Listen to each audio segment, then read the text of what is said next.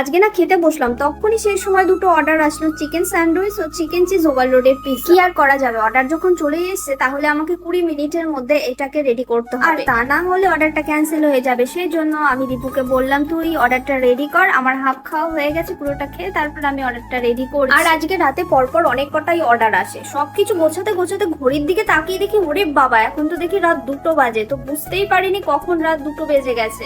তো সেই জন্য আমাদের ডিনার করতেও লেট হয়ে গেছে। আর চলো আজকে তোমাদের সাথে ক্লাউড কিচেন সম্পর্কে কিছু কথা শেয়ার করি। যে কোনো কাজ সেটা কিন্তু একবারেই বড় হয় না, সেটা কিন্তু আস্তে আস্তে বড় হয়। সেই রকমই ক্লাউড কিচেনের সব থেকে বড় টিপস হলো গিয়ে ধৈর্য। সেই জন্য প্রথমে ক্লাউড কিচেনের আইটেমগুলোর দাম না বাড়িয়ে ক্লাউড কিচেনটা কতক্ষণ সবসময় অনলাইন রাখা যায় সেই দিকে আমাদের মন দিতে হবে, অর্থাৎ টাইমিং মেনটেন করতে হবে। দেখো প্রথমেই কিন্তু নতুন আউটলেটে কি ঘন ঘন অর্ডার আসবে না, কারণ আমারও প্রথমে সপ্তাহখানেক প্রায় কোনো অর্ডারই আসেনি, দেন আস্তে আস্তে যখন পুরনো হয়েছে তখন অর্ডার এসেছে। তো ভিডিওটা আজকে এই পর্যন্ত। ভিডিওটা তোমাদের কেমন লাগলো অবশ্যই কমেন্ট করে জানিও। হর হর মহাদেব।